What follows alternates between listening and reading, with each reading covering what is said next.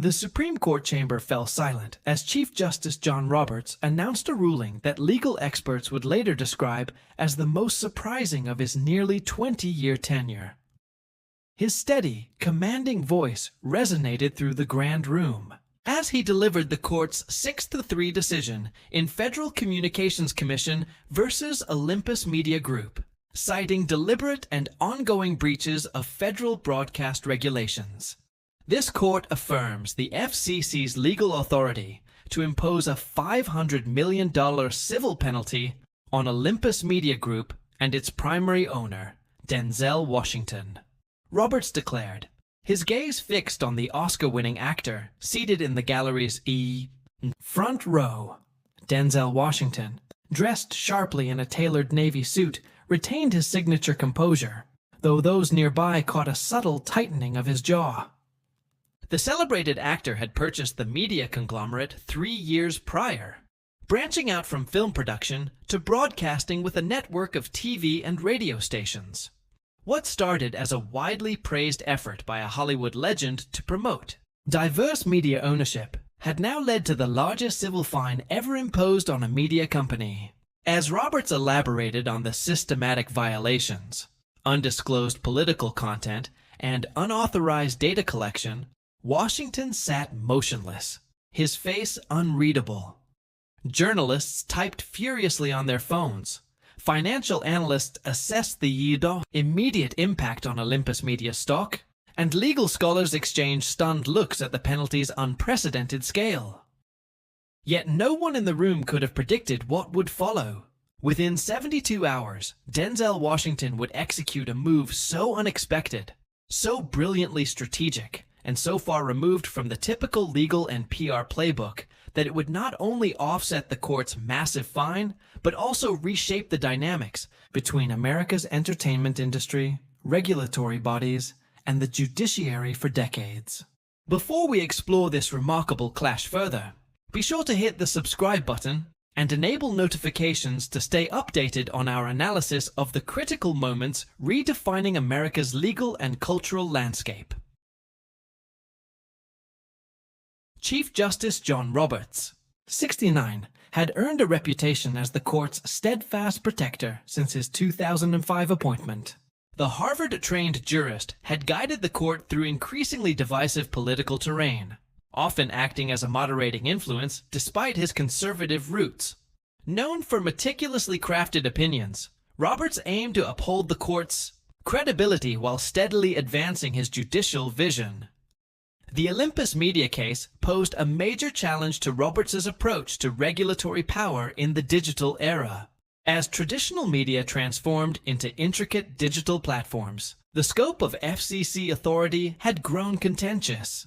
In prior cases, Roberts had voiced concerns about both excessive regulatory reach and the inadequacy of existing rules to address emerging technologies. For Roberts, the stakes went beyond this single case.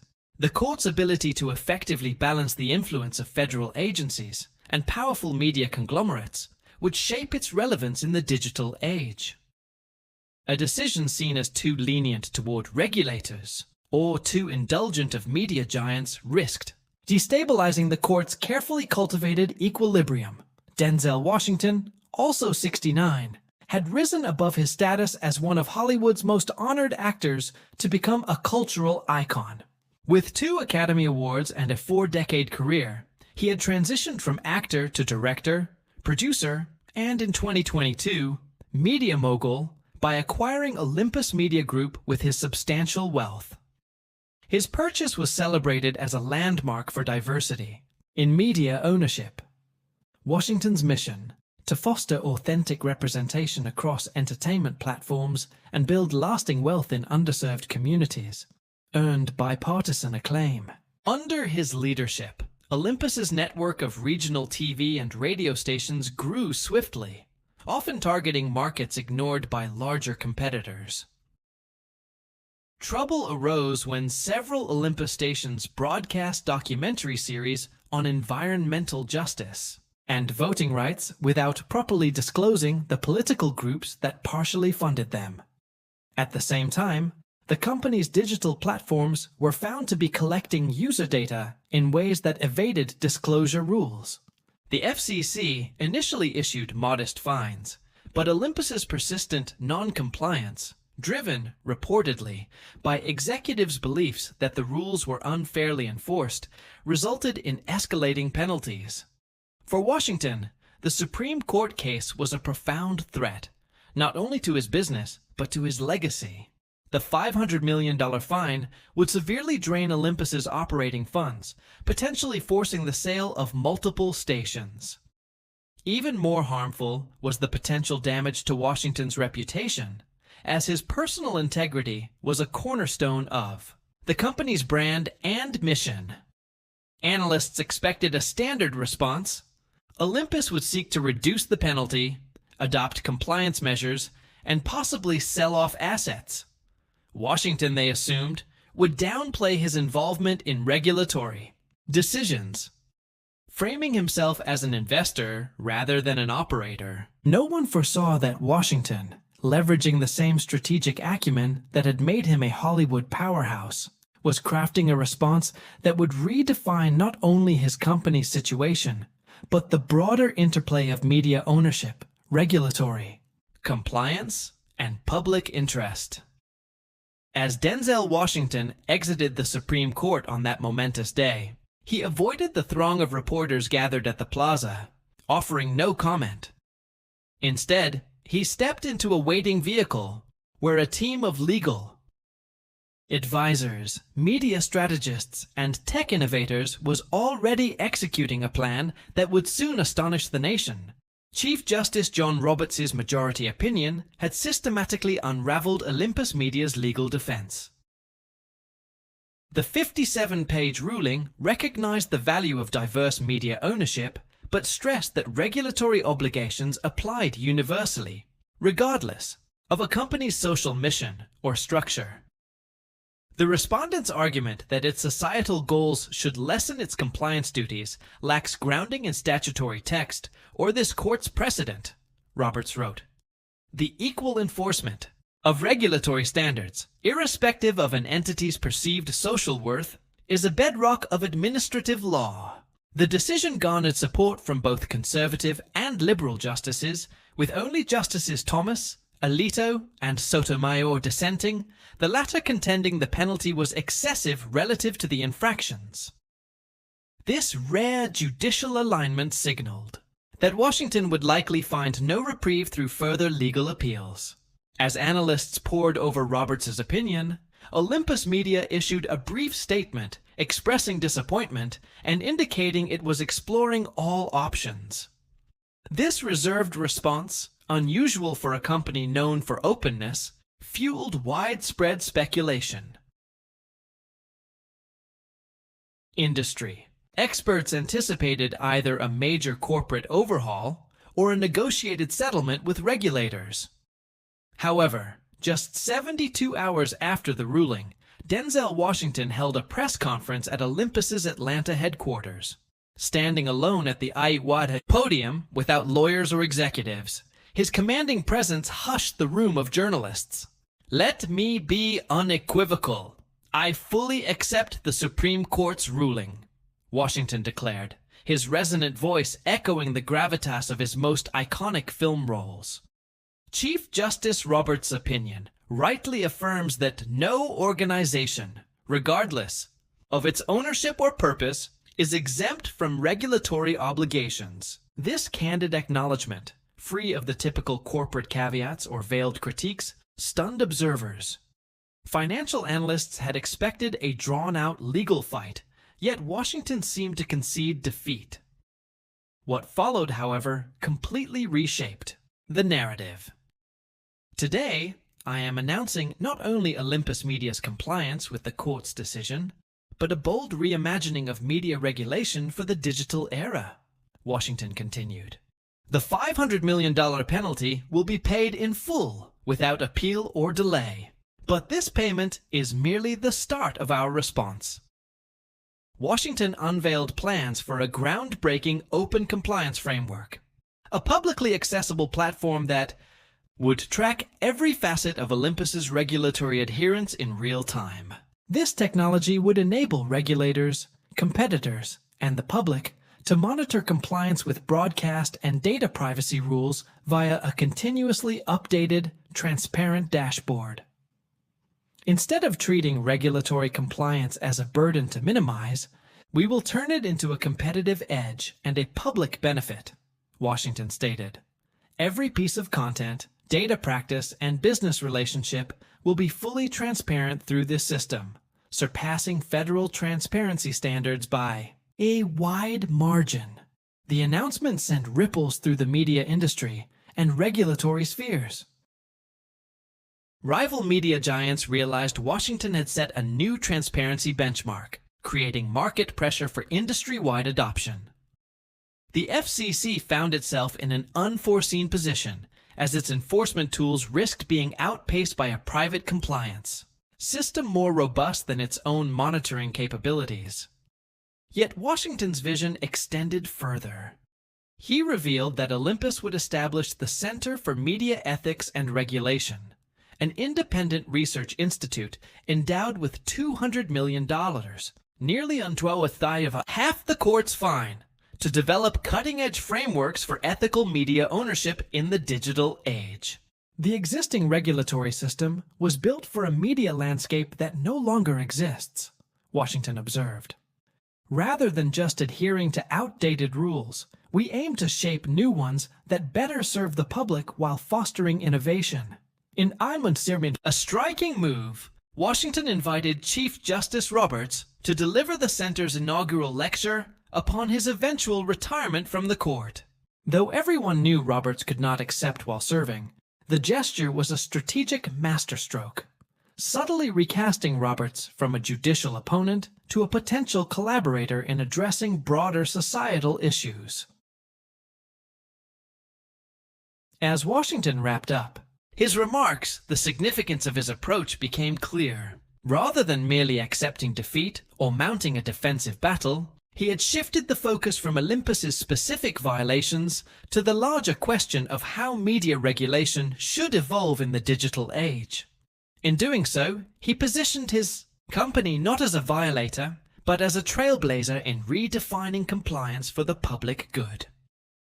The market's initial reaction mirrored this narrative shift. Olympus Media's stock, which had tanked after the ruling, stabilized and began to recover, as investors saw Washington's strategy potentially bolstering the company's market standing despite the hefty fine. As media outlets and social platforms buzzed with reactions, the spotlight turned back to Chief Justice Roberts' court, not in a legal sense, but in the realm of public narrative.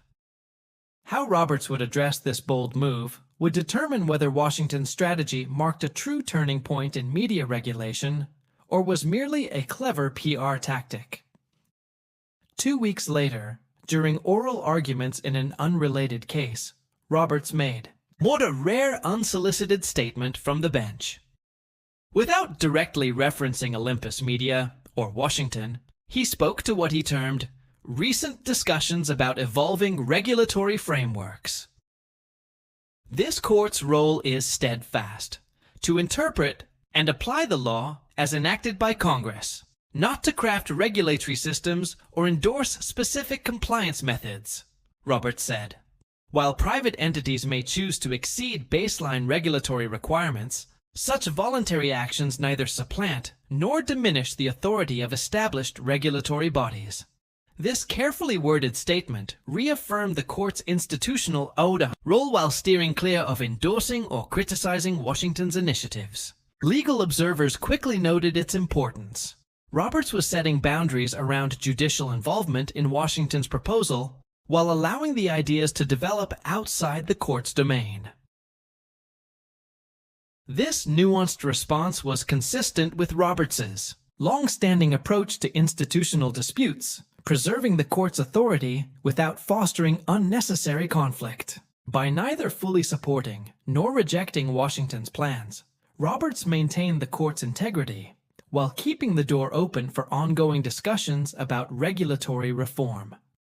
For Washington, Roberts's restrained response was neither a win nor a loss, but an opportunity. The Chief Justice had implicitly validated the discussion of regulatory evolution without compromising judicial authority or appearing to align with a former litigant. Days after Roberts' statement, Washington advanced his strategy. Olympus Media promptly paid the full $500 million penalty to the Treasury, accompanied by a detailed compliance report addressing every violation cited in the FCC's original complaint. This swift, unconditional compliance, unlike the protracted negotiations typical of major regulatory settlements, caught regulators and industry watchers off guard. At the same time, Olympus launched the initial version of its open compliance framework, a technological feat developed with top data transparency firms. The system offered unparalleled insight into the company's content sourcing, funding disclosures, and data practices across all its platforms. Crucially, the framework was released as open-source software, enabling any media company to adopt similar transparency measures at minimal cost. This blend of immediate compliance with the penalty and bold innovation in future accountability measures crafted a narrative that moved beyond the original legal dispute. Washington had effectively turned a punitive fine into a catalyst for redefining media accountability. The media industry's response underscored the brilliance of Washington's approach. Major competitors initially brushed off the open compliance framework as an overzealous reaction, but advertisers and consumers soon began demanding similar transparency from other companies. Within months, several mid-sized media groups adopted versions of Olympus's framework, creating momentum for industry-wide change. The FCC found itself in an unexpected bind.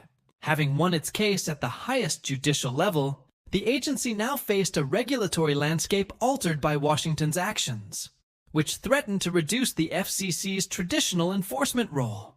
Agency leaders recognized that adapting to this new transparency paradigm would require rethinking regulatory strategies designed for an earlier media era. Remarkably, Washington achieved this transformation while enhancing his personal and corporate reputation. By accepting responsibility, paying the full penalty, and then innovating beyond regulatory mandates, he turned a potentially reputation-damaging legal loss into a showcase of visionary leadership. As one media analyst put it, Washington didn't just follow the rules. He's rewriting them with the tacit approval of both the regulated and the regulators. The pinnacle of Washington's strategy came 6 months after the Supreme Court ruling, when Olympus Media hosted the inaugural symposium of the Center for Media Ethics and Regulation.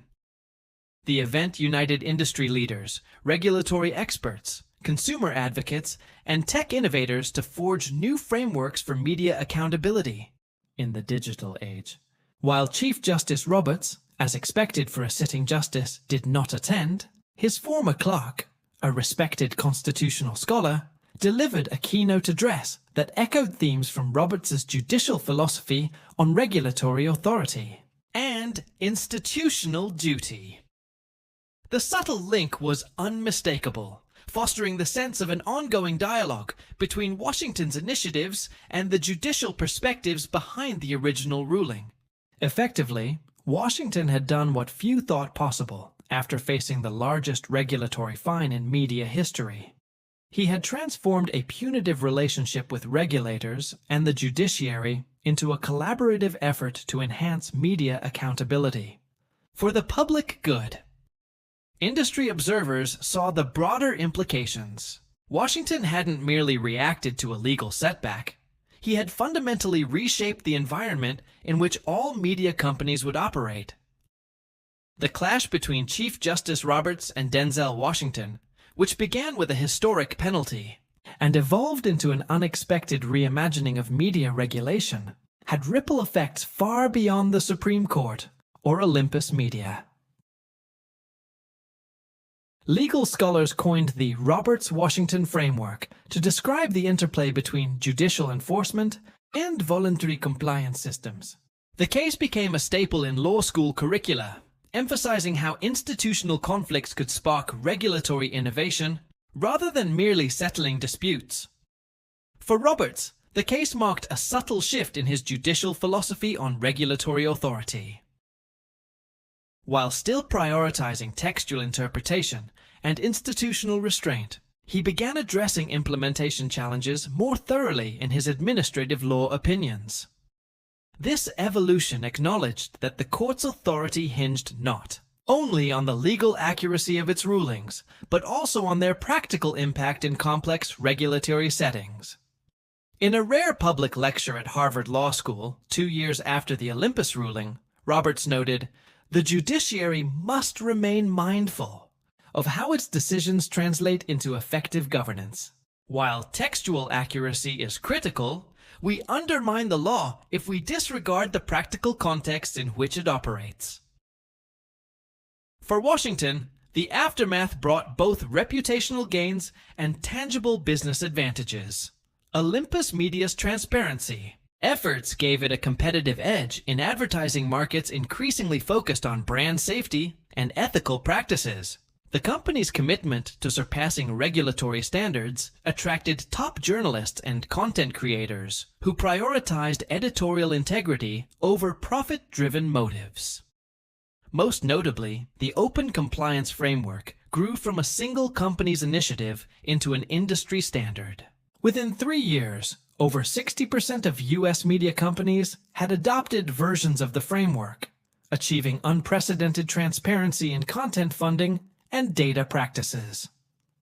This market-driven shift accomplished regulatory goals that decades of traditional enforcement had failed to deliver.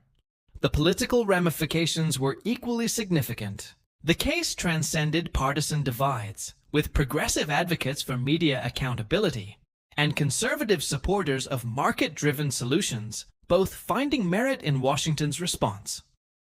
This rare alignment opened the door to legislative reforms previously deemed unfeasible in America's polarized climate.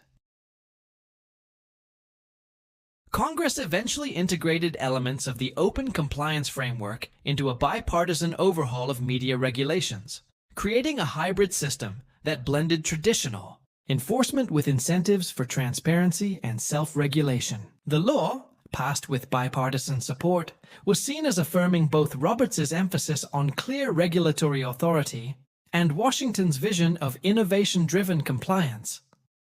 For everyday Americans, the most concrete result was a media landscape defined by greater transparency. Consumers gained unprecedented access to information about content funding, algorithmic recommendations, and data usage. While this didn't eliminate media bias or controversy, it equipped the public with tools for more informed engagement and accountability. 5 years after the Supreme Court ruling, Washington and Roberts appeared together publicly for the first time at a Georgetown University conference on governance innovation. Though neither directly addressed the Olympus case, their joint appearance symbolized a shift from adversarial conflict to institutional collaboration. During a panel, Washington reflected on leading through institutional challenges. The toughest part isn't winning or losing a single fight. It's keeping the perspective to see how setbacks can pave the way for solutions better than any victory could offer. Roberts, speaking later, shared his view. Institutions thrive when they uphold their distinct roles and authority while remaining open to complementary efforts from others. Judicial rulings may close one chapter, but they often open another. For a nation grappling with increasingly intricate governance issues, the Roberts-Washington saga provided a powerful model.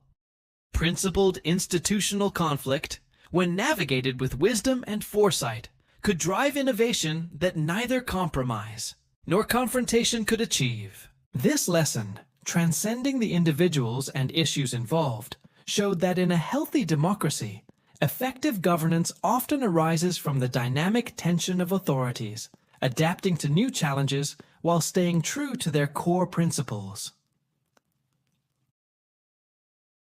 Emerging technologies, from artificial intelligence to immersive media, posed new regulatory hurdles, this insight would prove invaluable for decades to come.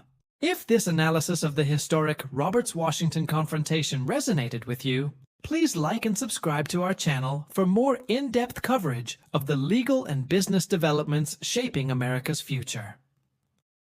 Share your thoughts in the comments.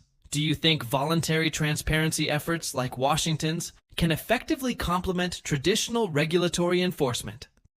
Your engagement helps us deliver thoughtful analysis of today's most impactful stories.